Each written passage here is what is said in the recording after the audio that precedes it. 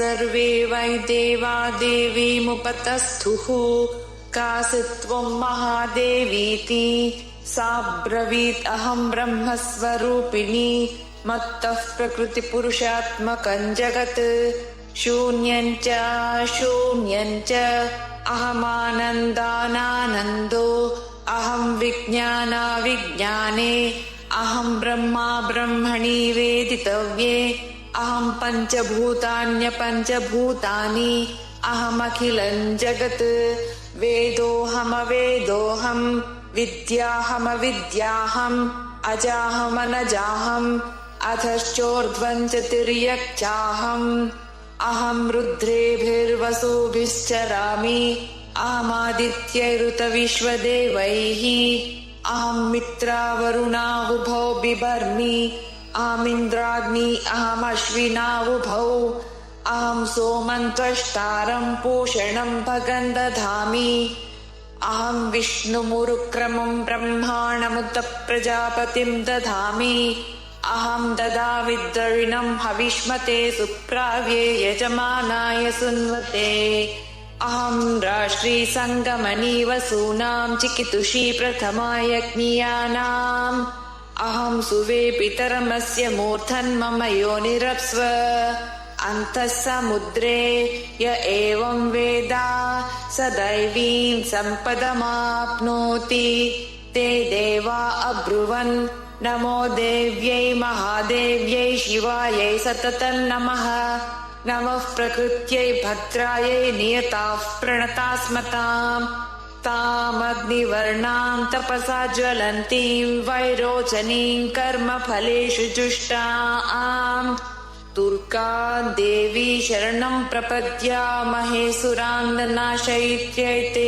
नमः देवीं वाचमजनयन्त देवास्तां विश्वरूपाः पशवो वदन्ति तान्नो मन्द्रेशमूर्जन्दुहाना धेनुर्वागस्मानुपसुष्टुतैतु कालरात्रीं ब्रह्मस्तुतां वैष्णवीं स्कन्दमातरम् सरस्वतीमदितिं दक्षदुहितरं नमामः पावनां शिवाम् महालक्ष्म्यै च विद्महे सर्वशक्त्यै च धीमहि तन्नो देवी प्रचोदयात् अदितिर्ह्यजनिष्ठदक्षया दुहिता तव तान् देवाम् अन्वजायन्त भद्रा अमृतबन्धवः कामो योनिः कमला वज्रपाणिर्गुहा सा मातरिष्वाभ्रमिन्द्रः पुनर्गुहा सकला मायया च पुरुच्चैषा विश्वमातादिविद्यो एषात्मशक्तिः एषा विश्वमोहिनी पाशाङ्कुशधनुर्बाणधरा एषा श्रीमहाविद्या य एवं वेद स शोकं तरति नमस्ते अस्तु भगवती मातरस्मान् पाहि सर्वतः सैषाष्टौ वसवः सैषैकादश रुद्राः सैषा द्वादशादित्याः सैषा विश्ववेदाः सोमपा असोमपाश्च सैषा यातु धाना असुरा रक्षांसि पिशाचा यक्षा सिद्धाः सैषा सत्वरजस्तमांसि सैषा ब्रह्म विष्णुरुद्ररूपिणी सैषा प्रजापतीन्द्रमनवः सैषा ग्रहनक्षत्रज्योतिंषि कलाकाष्ठादिकालरूपिणी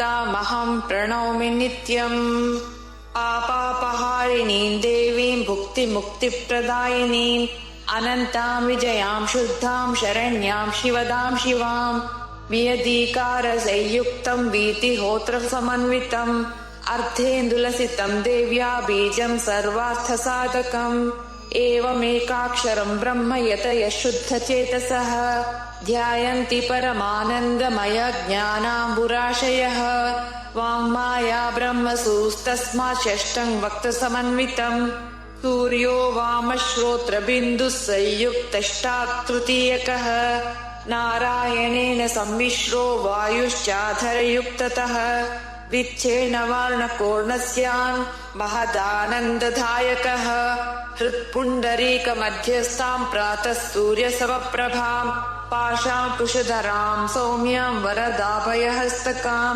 त्रिनेत्रां रक्तवसनां भक्तकामदुघां भजे। नमामि त्वं महादेवीं महाभयविनाशिनीं महादुर्गप्रशमनीं महाकारुण्यरूपिणीं। यस्याः स्वरूपं ब्रह्मादयो न जानन्ति तस्मात् उच्यते अज्ञेया।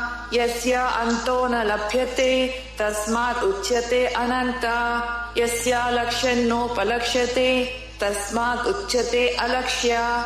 यस्या जननं नोपलभ्यते तस्मात् उच्यते अजा। एकैव सर्वत्र वर्तते तस्मात् उच्यते एका। एकैव विश्वरूपिणी तस्मात् उच्यते नैका।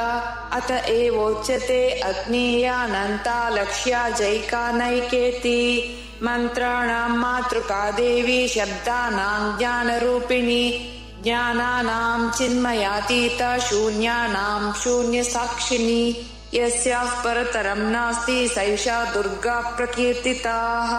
तां दुर्गमां देवीं दुराचारविघातिनीं नमामि भवभीतोऽहं संसारार्णवतारिणीम्।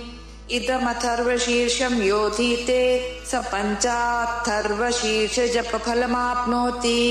इदमथर्वशीर्षमज्ञात्वा योर्चा स्थापयति शतलक्ष्यं प्रजप्त्वापि सोर्चा सिद्धिं न विन्दति। शतमष्टोत्तरं चास्य पुरश्चर्या विधिस्मृतः।